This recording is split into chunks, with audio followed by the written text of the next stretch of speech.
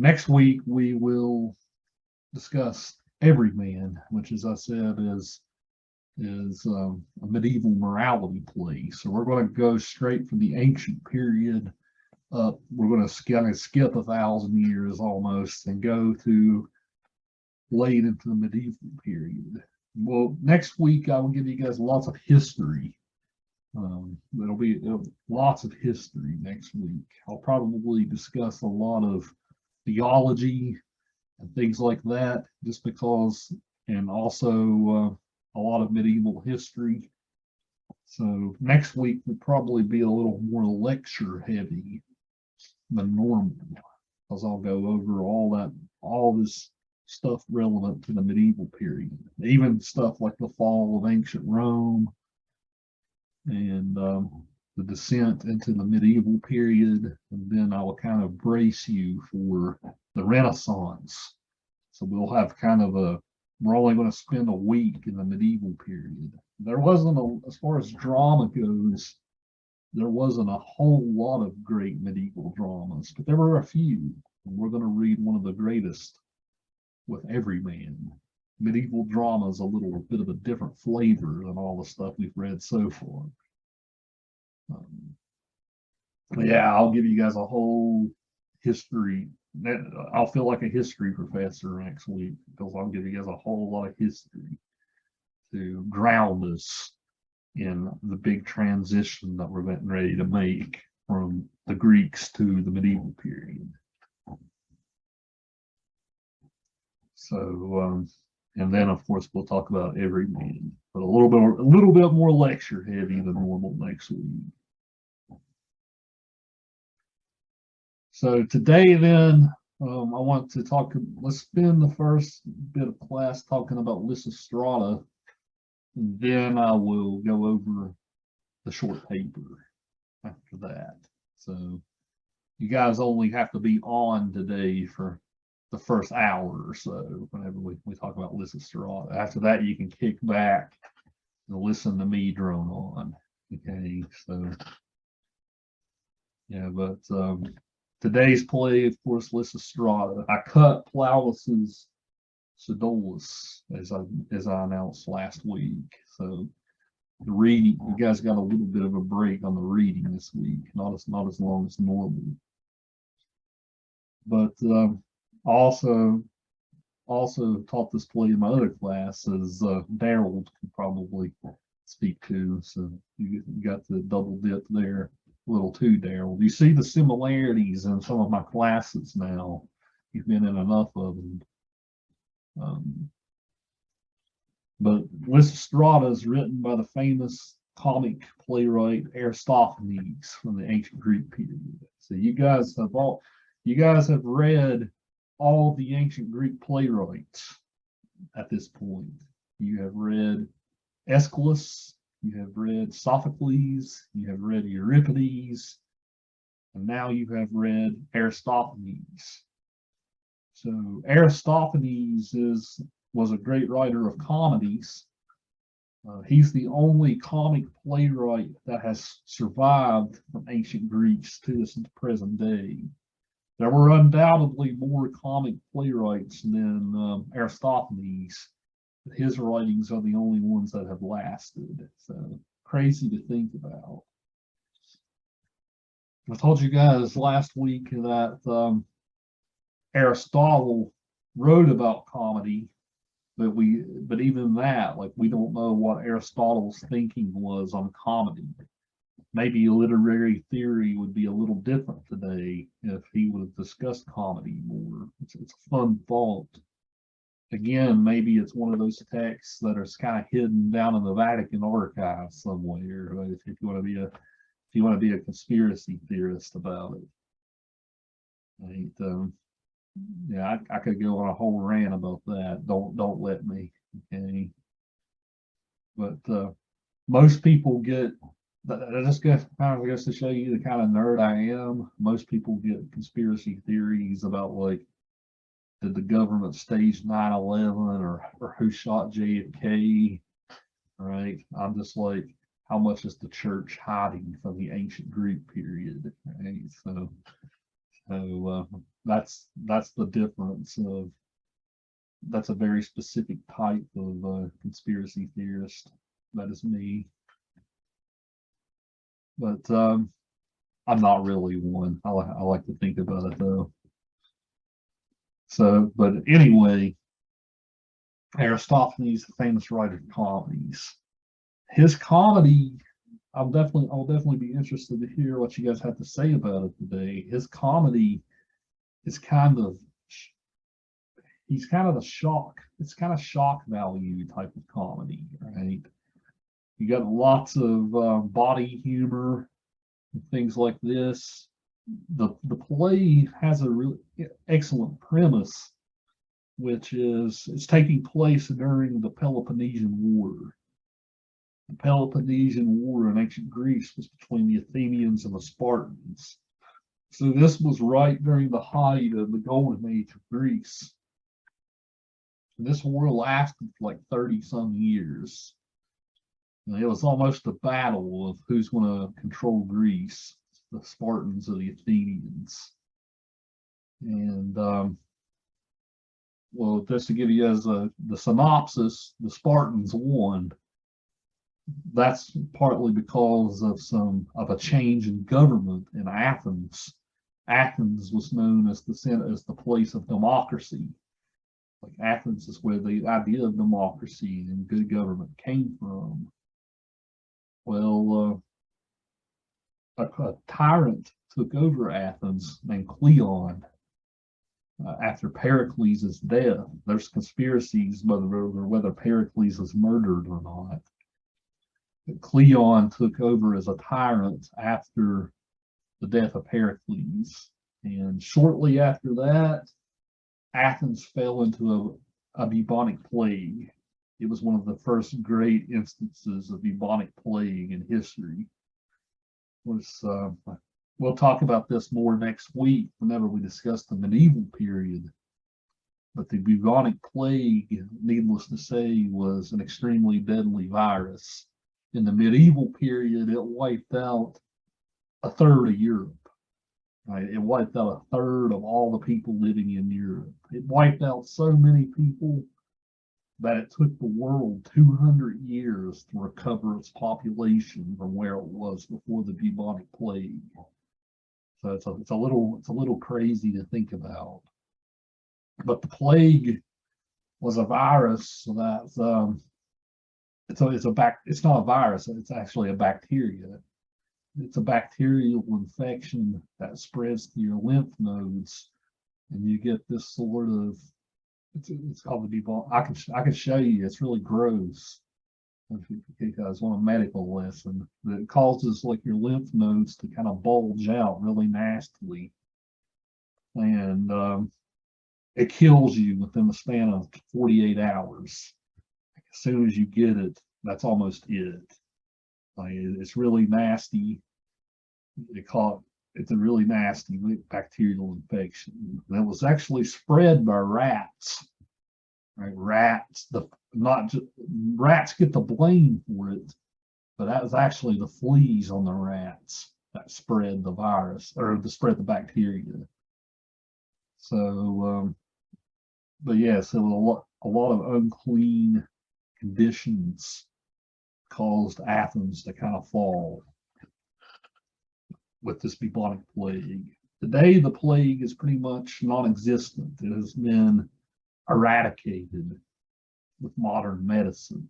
There are still a few outbreaks every year, but nowadays, if you get bubonic plague, it can be quickly treated with antibiotics.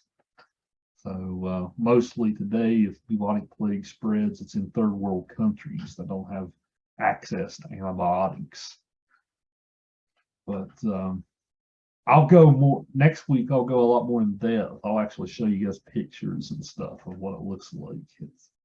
I want to give you guys a really elaborate PowerPoint next week. So again, you don't normally I thrive on chaos, but you guys will get the structured me next week. So, but needless to say, the history lesson here: Athens fell mostly because of plague. and Sparta won. But that sounds awful, right? Like this militaristic society that has no, they have culture, but it's not really culture like the Athenians have. That's probably going to halt things. Well, about 30 years after Sparta won, Alexander the Great came and conquered and unified all of Greece. And Alexander spread Greek culture all over the world. So the fact that we're even studying this stuff today is because of Alexander spreading Greek culture all over the world. He spread the Greek language, he spread philosophy and science and literature and all this stuff. So Alexander, through conquering, this is why the Western world is so heavily indebted to Greece. Before that, it was really regional. Alexander made everybody Greek in a way. Even the Romans. After this, he kind of moved into the Romans. But even the Romans really didn't have a unique culture of their own in many ways. They just took Greek stuff and gave Latin names to it, like the gods, for instance. Zeus is Jupiter, Ares is Mars, like all the planets, right? They're named after Greek gods with a Latin name.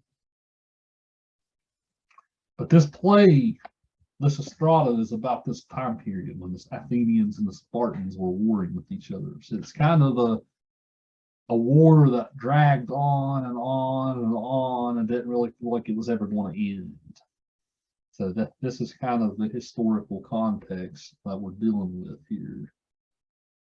But Aristophanes is also writing when Pericles is still ruler. There's actually a mention in the book of a politician that Aristophanes just flat out name drops, who became part of Cleon's regime and became the sort of tyrannical regime. So I guess the question now is, what kind of brand of comedy is this? Again, very much a lot of body humor here. There's a lot of like penis jokes and things like that here. All these guys, the women are going on a sex strike, right, to end the war.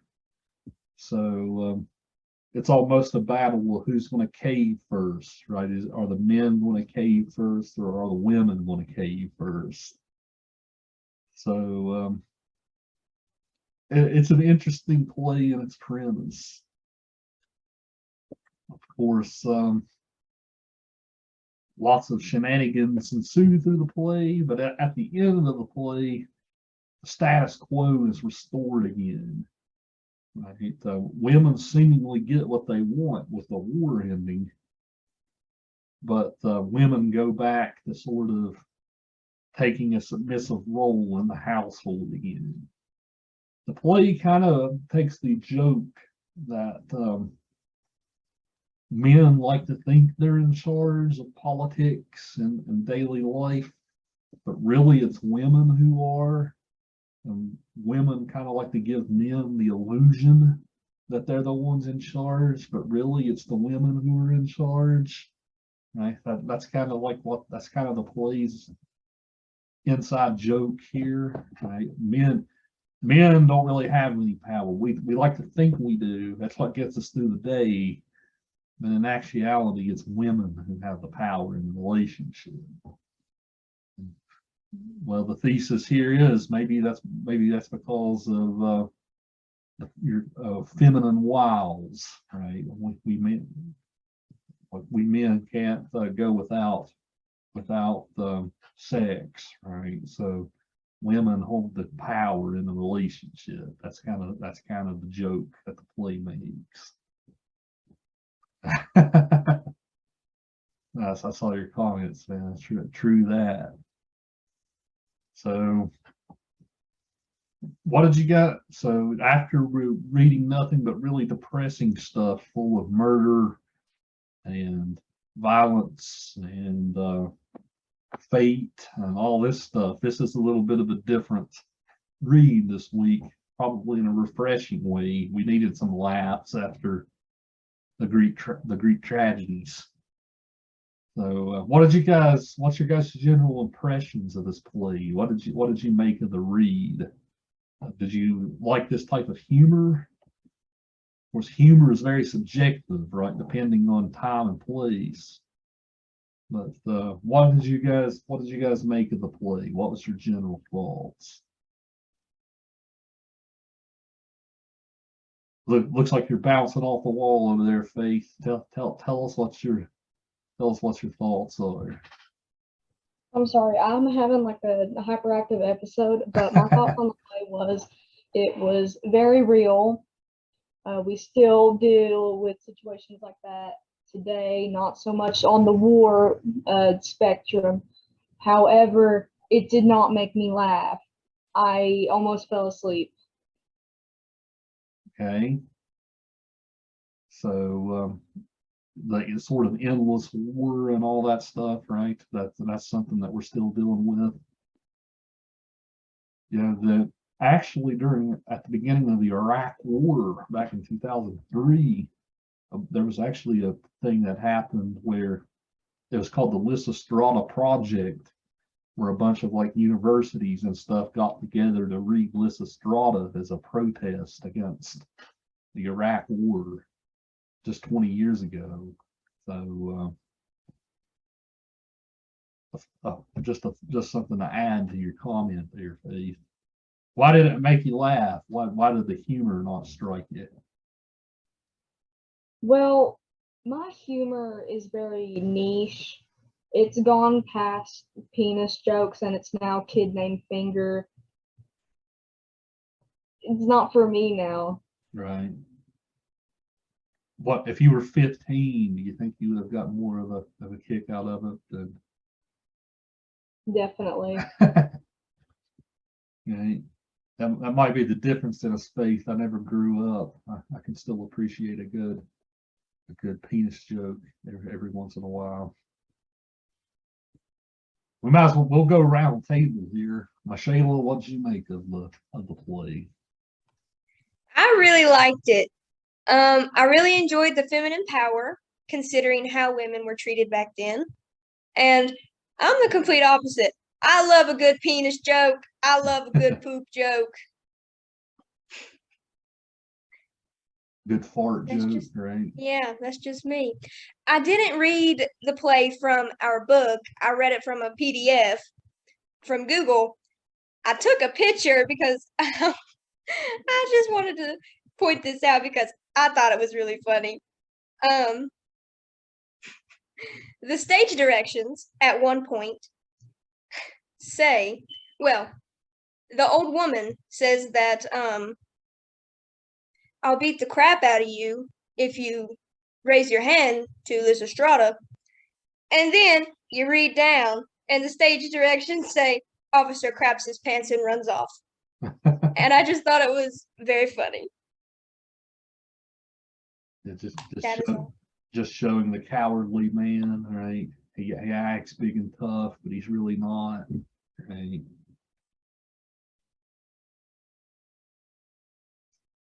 So very good, Michaela. So some debate here amongst the ranks.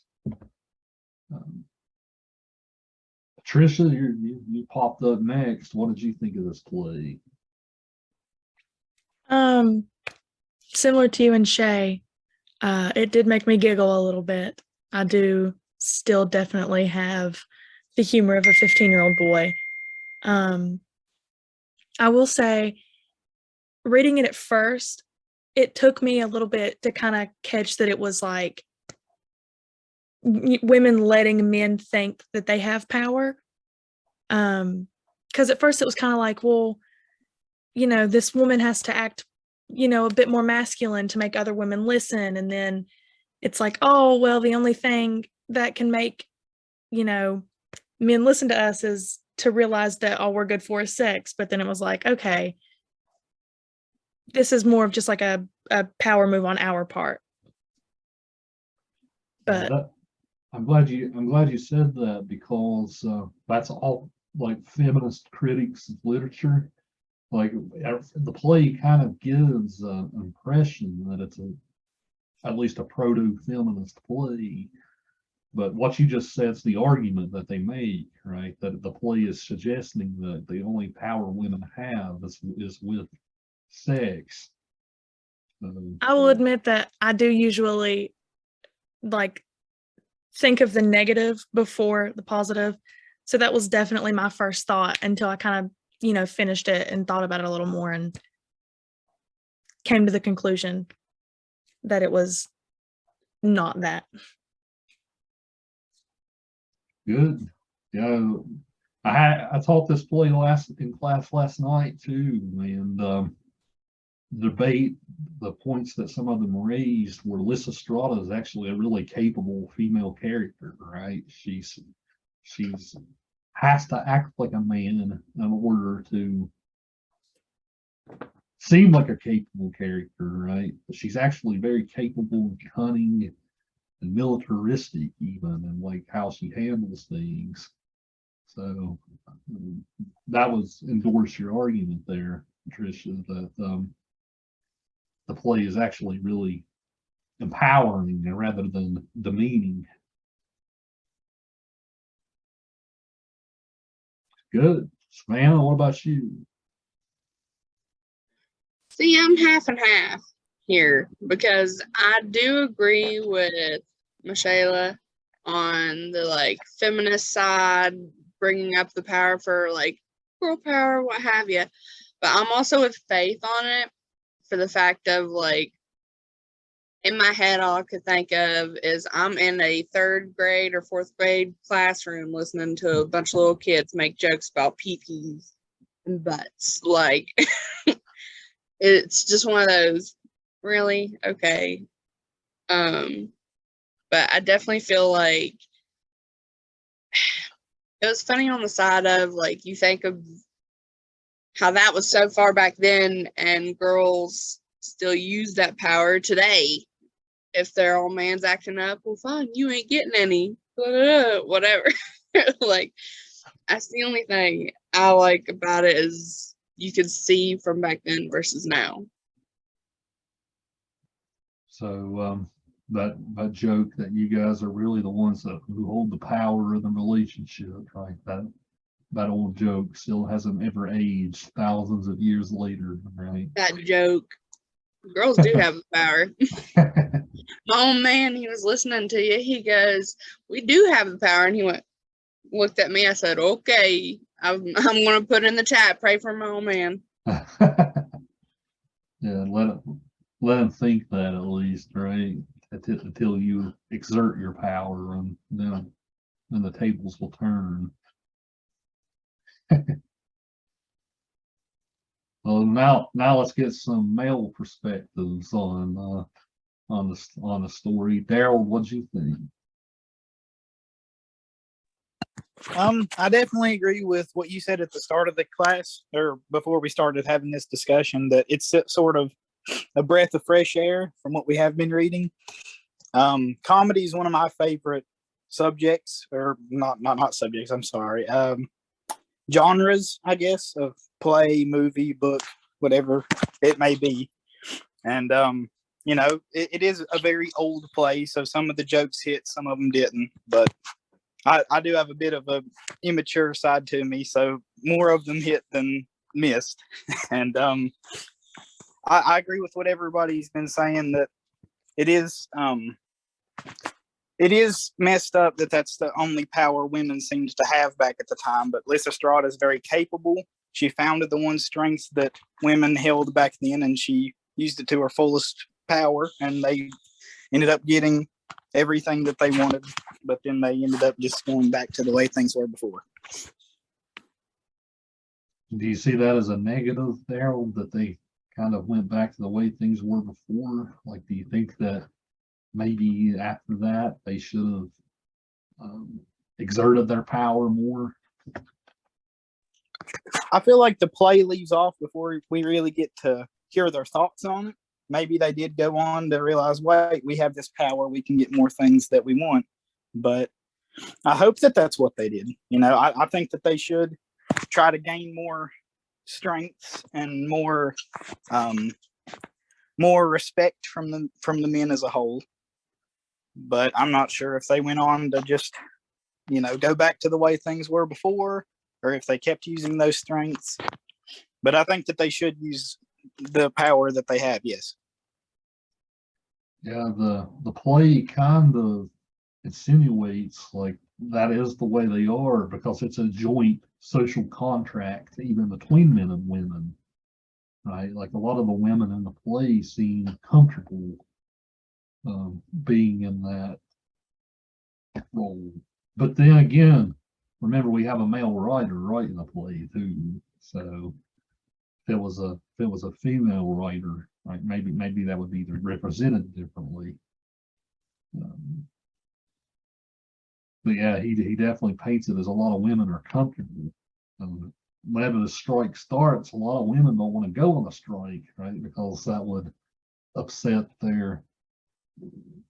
Aristophanes is clear that women like it just as much as men, right? Aristophanes is pretty clear about that.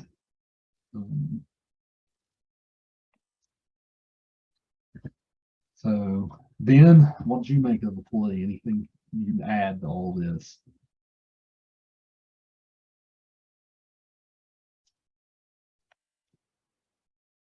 Says it wasn't your type of humor, but you enjoyed it. How would you define your type of humor, Ben?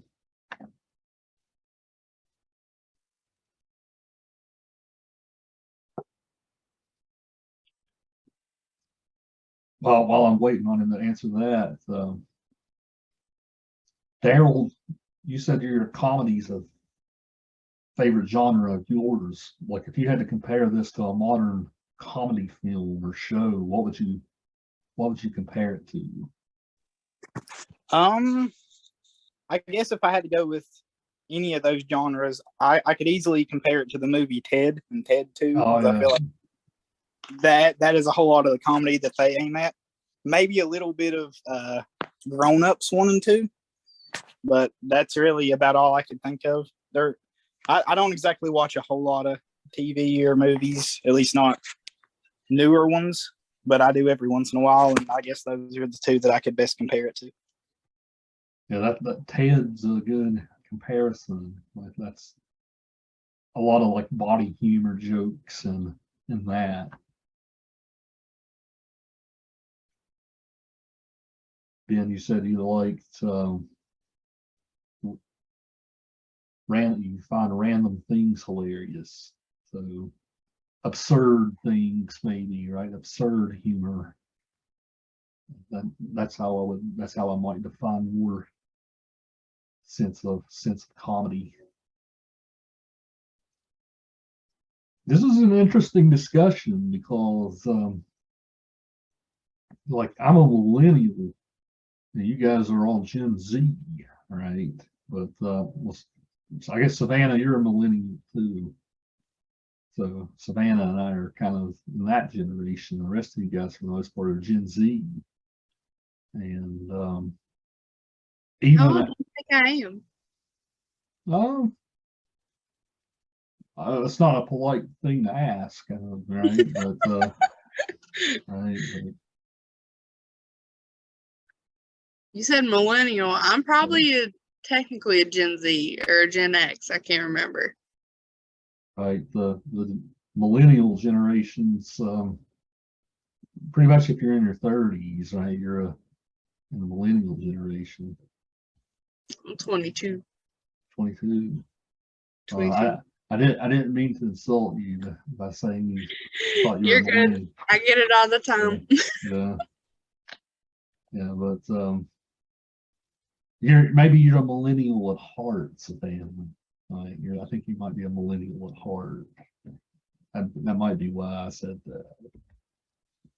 But of course, our millennial humor versus Gen Z humor is even radically different, right? Like millennials grew up watching films like Superbad and the sort of like early 2000 comedies, Right? You guys nowadays Seinfeld, Friends, right? That's kind of the stuff that we grew up with. You guys now don't get your humor out of TV shows and movies as much as stuff like TikTok, things like that, right?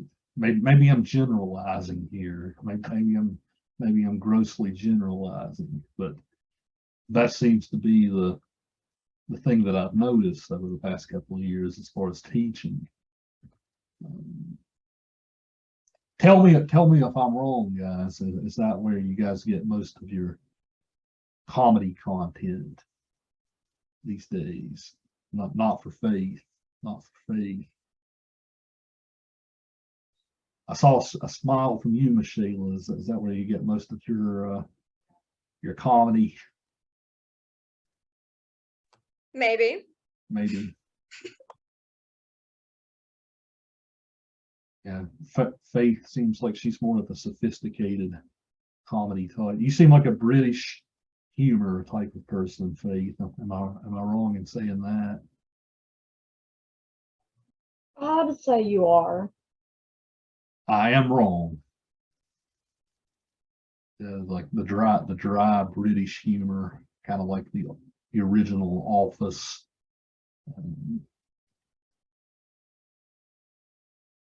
Yeah, Daryl says Superbad, and Superbad's a good movie to compare Lysistrata to. Yeah, I would agree with that, Daryl.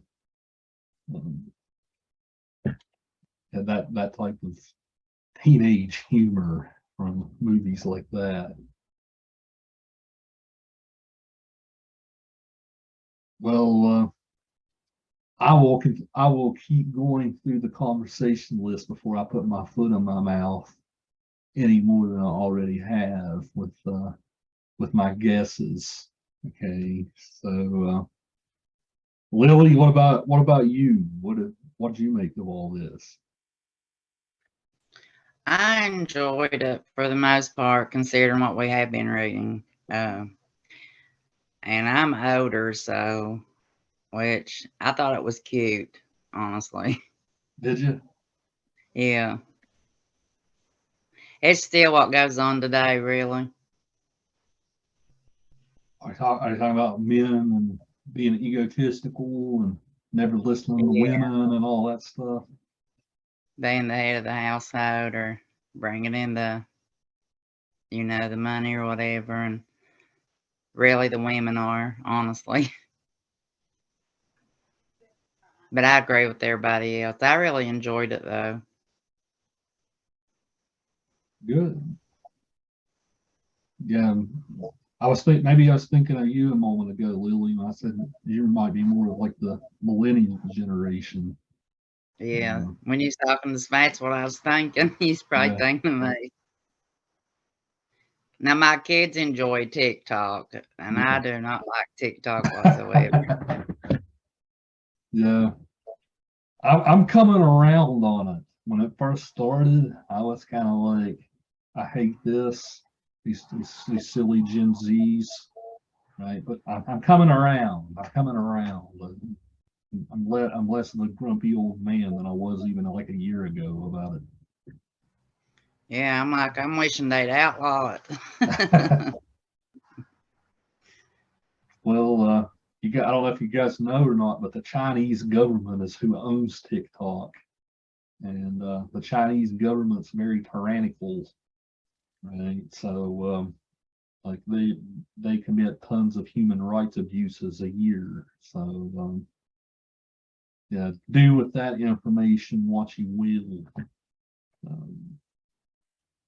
You can't blame the Chinese people or the Chinese government. Chinese government is extremely tyrannical, so they own TikTok. So again, leave that as you will. What about you, Josh? What you make of all of this? I thought the play itself was pretty interesting considering the time period it was written in. I'll say that the humor, some of it was a little outdated, so I couldn't get some of the jokes, though I did get a good chuckle in a few times. you like to listen to audiobooks. How did you listen to this one on audiobook? Yes, I did. How did that go? I think it went pretty well. I was able to follow along. Did they have lots of different voices for the different characters and stuff? Yeah, it was pretty good. Good. Yeah, you should send me some of the audiobooks you're listening to, Josh. I'd like to take a look through some of them. Maybe I can build them into the courses. Okay. Yeah, I would appreciate that if you sent me what you were listening to. I could preview them.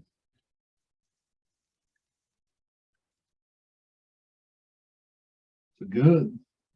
Yeah, you raised some good points, right? For this time period, it's a revolutionary piece, right? For the time period. Maybe Aristophanes got away with it just because, like, at the end of the day, they could just rub it off like it's a joke. But the plays comedy. This is a type of comedy that's really serious.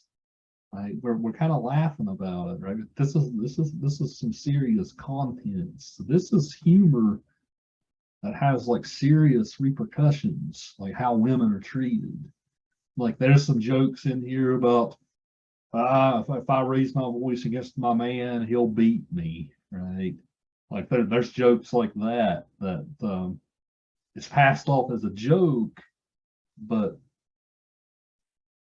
that's far from funny, right? But it's passed off as a joke, like the threat of domestic violence of husbands against wives, things like that. Yes, I saw you nodding, Patricia. That you caught that sort of dark content here too. Well, Kira, you're last on the round table. What did you make of all of this? Firstly, I'd like to apologize for the kids in there screaming. I'm my brothers. Oh, you're good. Secondly, I kind of agree with Faith. Like back when I was 15 or 14, I would have had a good laugh out of it. But now it's kind of like that type of stuff isn't really funny to me. But I mean, like, it wasn't unfunny, but it wasn't like, I don't know. It just, I didn't laugh, but I mean, like, I was like, oh, that's funny. I also thought that kind of like a point you brought up when you were talking about there was like some serious jokes hidden in there, like the abuse thing. That made me sad to think like that's how people used to be treated back then. And I liked the play overall because they used like the only power that they had against men, like they used it against them. So I liked that about it. And I tried to read the play, and I like was not picking it up. So I watched the reenactment of the play, and I liked that a lot better than I liked reading it. Is that the one I posted? I think so. Yeah. Yeah, that's something I encourage you guys to do. All these plays have played versions of them you can find on YouTube and stuff. So if that helps you learn even more than reading them, by all means, do that. Every week I'll try to post some live versions that I find. I know next week with Everyman, there's somebody performed that play on Zoom, just like we are doing right now. Like they would everybody read different parts and stuff. It actually worked. I thought it did. But how things are staged and performed, that's interesting. The way that I'm approaching the class is more of a straight. It's like how a literature professor would approach it. So sometimes I don't cover that enough. How it's staged, how it's acted, all of that.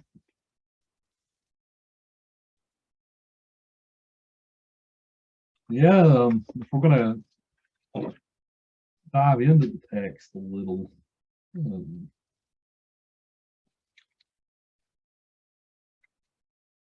one thing that I noticed with our particular translation, was it you, Shay, who said you read it on you read a PDF? Yeah. Are you in that other class where I gave the PDF? Nope. No. I just looked it Yeah, up on Google. just looked it up. It would probably be an interesting exercise if you compared your translation to this, because I'm sure that it's probably a little different. Anytime we're dealing with literature and translation, sometimes you might look at one and then look at the other, and then it's worded completely different. So I guarantee you, if you took a look, that it would be, some of the stuff would be different.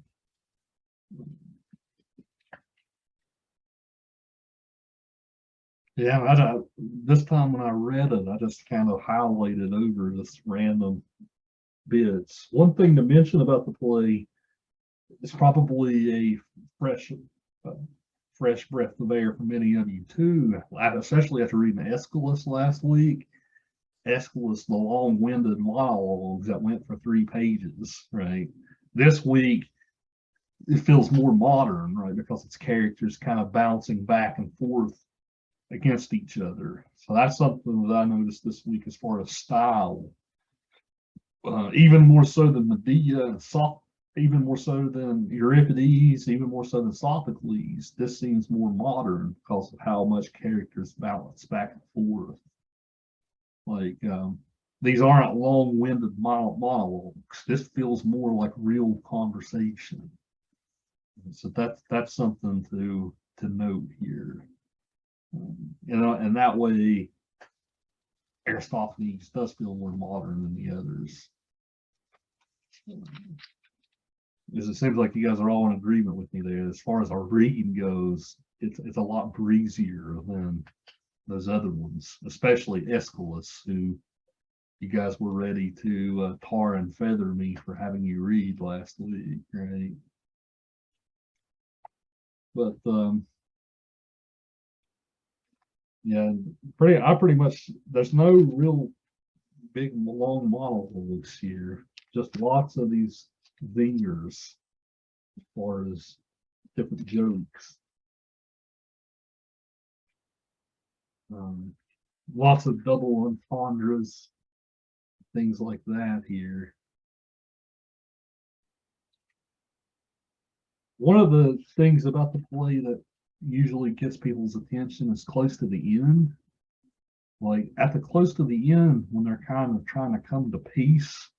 I don't know if you guys noticed, but the way that they do that, they kind of break this map out.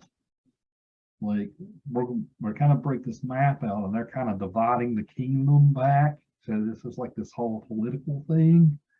The way they do it is interesting because they kind of make it like it's a sexualized woman's body, right? I don't know if you guys got that at the end, but as they're dividing the kingdom up with Lysistrata, when Lysistrata gets back together with the men again, and they're kind of coming to their peace terms, men are kind of hypersexualizing women with how women are compared to these places on the map, right? So they're like, the guys are like, that's the butt of the woman, right? This part of the map. This part of the map is the woman's nice long legs, right? Did you guys get that at the end? Like that was kind of weird.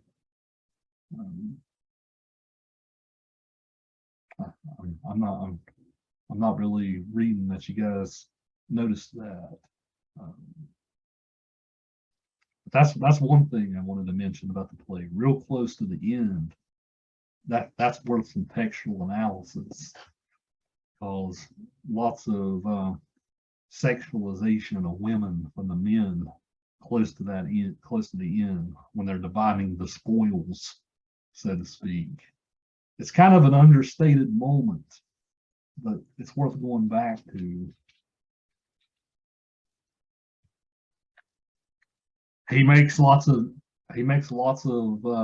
mentions of Euripides here too, right? We read Euripides last week with Medea. On page 330, there's a fun little joke about Euripides. men's leader. He says, "That's the way I laid siege to that fellow savagely. We kept a watch on these gates in ranks 17 deep. So am I to stand by now and do nothing to tell the effrontery of these women, enemies of all the gods and of Euripides? If so, take down my trophy that stands at Marathon." So that's probably a joke you guys can get at this point, right? Aristophanes is making a mention that Euripides is kind of misogynistic. Well, look at how he depicted Medea in that story. Right? Maybe Aristophanes is right. Right? Medea is painted as being very monstrous, arguably, based going back on our conversation from last week. So you even have an author throwing trash talk at another author here who we're reading 2,500 years later. So I found that to be an interesting part of the play.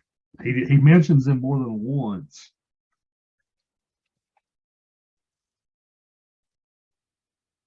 But if I was going to raise a couple of other points, the men in the play are depicted as being really stupid. Right? That's another thing to mention about it, right? The men have one thing on their mind, right? So one thing to mention too, one of the most, if we're mentioning feminism and all this, one of the great lines early in the play, I highlighted it. Let's see. On page 327. Look at this passage on 327. This is really interesting stuff. 327.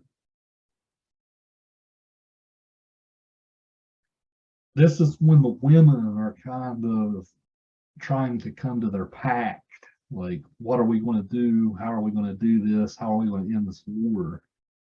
Lysistrata is, of course, bringing up the sex strike. Again, I mentioned a second ago, something that's so uncomfortable. Like I mentioned domestic violence a second ago. This is even more uncomfortable than even that. If you look about just a few lines down, Lysistrata says, "Submit," or Kaliniki says, "And what if they beat us up? What if they beat us up if we don't do this?" Lysistrata says, "Submit, but disagreeably. Men get no pleasure in sex when they have to force you, and make them suffer in other ways as well. Don't worry, they'll soon give in. No husband can have a happy life if his wife doesn't want him to." So that's pretty crazy stuff, right? They're saying, what if our husband rapes us, right? There's a limit to this relationship, right? What if he forces himself on us? Her answer to that is, don't act like you enjoy it, right? Don't move. She even says at one point, "Don't move your hips," right? Just lay there like a dead fish, right? The man then won't get any pleasure out of doing it. So that's a moment that to kind of laugh at, based on our modern sensibilities, right? To kind of laugh at uncomfortably, but it's very disturbing to think about. That's what, especially within a marriage, right? Back then, they would have probably argued rape couldn't really happen within the scope of a marriage. But here they're kind of jokingly talking about rape within a marriage. So again, really hardcore stuff that's being sort of discussed within the bounds of humor. I would have been remiss if I wouldn't have brought that up, because I mentioned a second ago how uncomfortable some things are. That's probably the biggest part for me. Did that incident strike any of you guys as you were reading it? Like, whoa, right? That's pretty hardcore. Yeah, my passage was different from the book. It was basically the same, but it was a little bit different. It was a little worse. Was it? Yeah. What did yours say, Shay? It said men don't like it when they have to force it in. Right. So So it gives you more of a graphic image. yeah, it was more graphic. That's what I was trying to say. Yeah, I watched an old Western film once too from the '60s that the woman said that almost same exact thing. Like, well, what if they rape you? She's like, well, I'll just lay there, they'll get nothing out of it, right? You can, or I don't know. How do you guys read that? Do you read that as empowering? Like, even if a man does the worst kind of violence to you, we're still not going to let him win? Or do you maybe read that as kind of sad? Like, oh, Lord, right? If this is what it comes to. How do you guys take that? Honestly, I'll come out and say it. I've been a person of sexual abuse, and I feel like it's more sad than anything because it shows that, like, even if they did tell their husbands, the person that supposedly loves them so much, he would still attempt to force himself on her. Like, I just feel it's more sad than anything that sometimes in the story it comes to that bad part, that bad point of this is something that's real and could happen.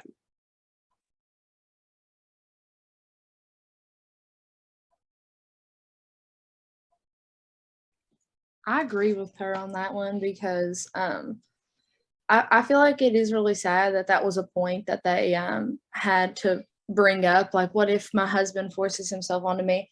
Like, it's sad to think that that was even like an expectation or something that they had to worry about, because a lot of people just like, they're like, oh, well, if it's not rape if you're married, or it's not rape if you're dating, but it is. And it's really sad that they had to even like worry about that. Like, that was a big worry for them of like, and they had to have a plan on what they would do if it did happen. Right? Yeah, I agree with both of you. It's sad that that had to come up even as a joke. Right? That does happen even within the span of a marriage.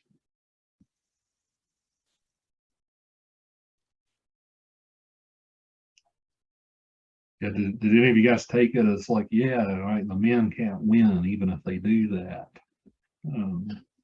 Did any of you guys see it that way? It's kind of like a, yeah, right, even that can't, even then they could, with that kind of violence, they can't win. Did any of you guys read it that way? I don't really think that well, and this is just my opinion, but I don't think that most women would see it that way, because I feel like there's a bit of an understanding that, well, a lot of men do still get pleasure from it. They don't care if you are enjoying it or not. It's strictly just for them. Right. Yeah, that's a good point, right? If you're a rapist, right? Like, do you really care about the other person? Like, that's all about your gratification. So maybe that your argument there adds to that, Patricia, by saying that's not really a strong argument, right? That's just more sad than anything else.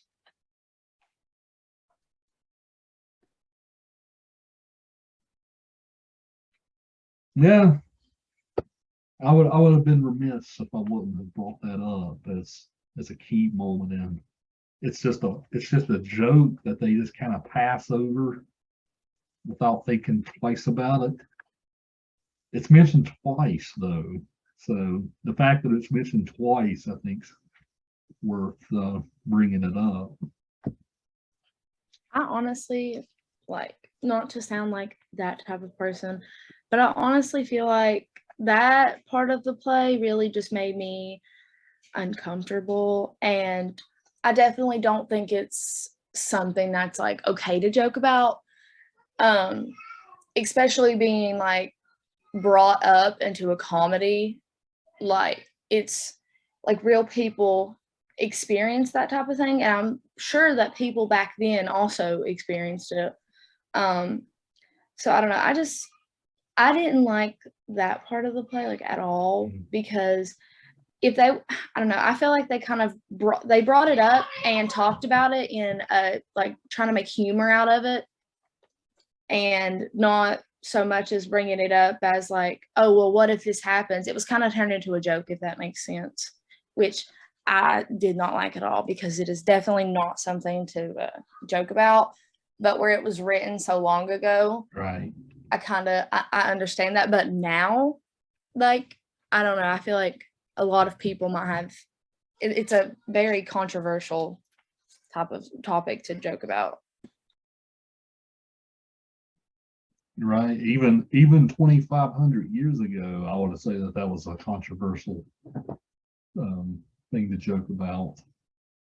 But maybe they were a little less sensitive about it, just considering that women had zero rights back then.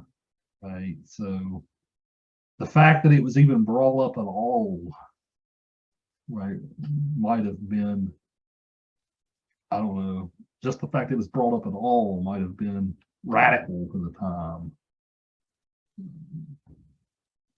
But this is definitely a part of the play that is interesting to discuss with modern audiences. That's my argument I would raise. Like, the fact that it was even brought up at all back then was probably a pretty radical thing, even within the veil of humor. You guys are starting. I think we're having a really intelligent conversation here, because you guys are kind of seeing how humor works.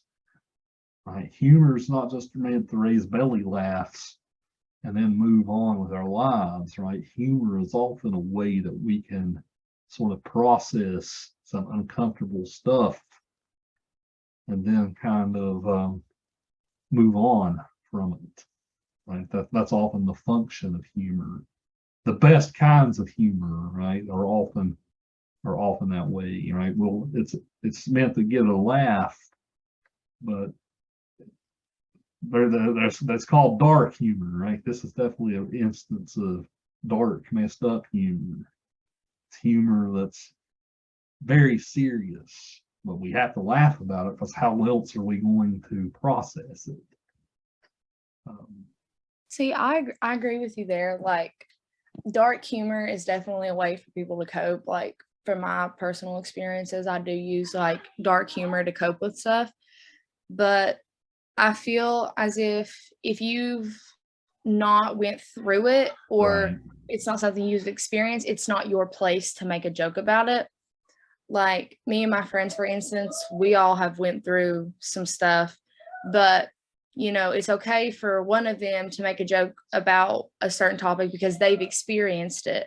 But I don't like when someone makes a joke about something that they've experienced, and then another person like adds on to their joke when they didn't experience it. It's kind of like you can't really joke about that type of thing unless you've been through that type of thing, because a lot of people use that as a way to like cope, which I think that in this play specifically, that you could see those jokes as funny if you've experienced that type of thing.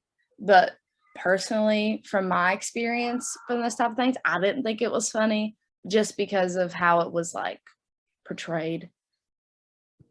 That was beautifully said, Kira. Right? Like, that maybe that's the limit of dark humor. Right? If you've gone through something like that, maybe you have a right to laugh about it. If you haven't, well, if you make the joke, right, you're kind of, it's tasteless. in that way. So I think that you said that very, very eloquently right there. It makes you wonder what the women 2,500 years ago who sat in that audience watching this play, what they would have thought. It makes you wonder.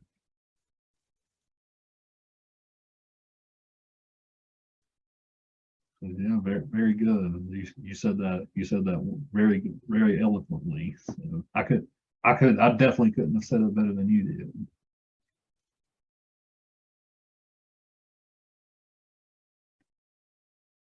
Well, as far as comedy goes, most of the stuff we're going to read in here, I think, is mostly tragedies. We are going to read at least another column. We're going to read a couple more. Twelfth Night is a comedy from Shakespeare. And we'll read The Importance of Being Earnest from Wilde later in the class.